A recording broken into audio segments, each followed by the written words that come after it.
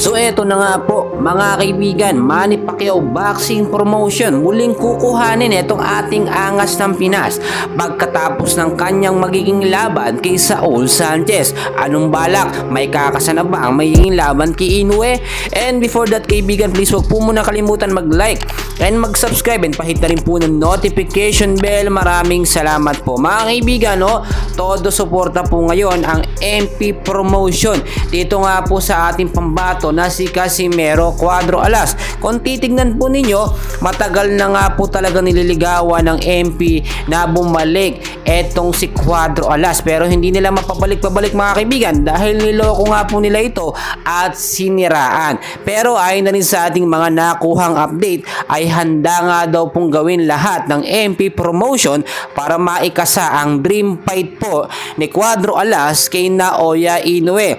Well, mangyayari daw po yun pag maganda ang pinakita ni Cuadro Alas sa magiging laban niya dito kay Saul Sanchez. Ang ibig kong sabihin ay pantayan po yung 7 rounds na TKO na laban nga po ni Inoue kay Duheni. Ibig sabihin dapat matalo or ma-knockout po ni Casimero Cuadro Alas si Saul Sanchez in 6 or 5 rounds lamang, which is alam naman natin hindi imposibleng mangyari yun mga kaibigan.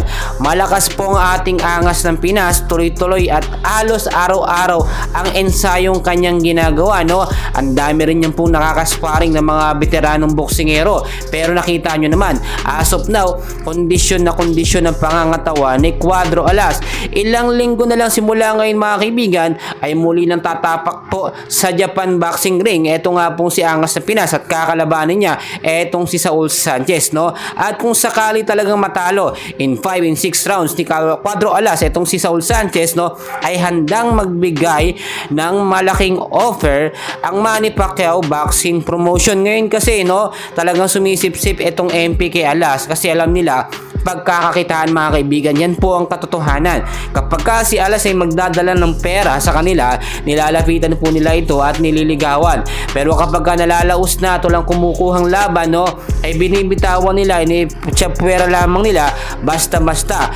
Pero ang final decision dyan mga kaibigan ay na kay Cuadro Alas pa rin. Siyempre siya ang masusunod, pero kung sa tingin niya na ito ay magiging daan para makakalaban niya si Naoya Inoue, total may pangako naman kahit dati pa na makakalaban niya itong si Naoya Inoue basta ang hahawak na promoter ay itong Manny Pacquiao boxing promotion. Bakit kamo? Malakas kasi ang hatak ni Pacquiao mga kaibigan sa bansang Japan, so kayang-kaya niya pong makipag-negotiate dito kay Naoya Inoue sa kampo ni Inoue mga kaibigan. So ang dami nating kaganapan, so dyan lang kayo, please huwag kalimutan mag-like and subscribe.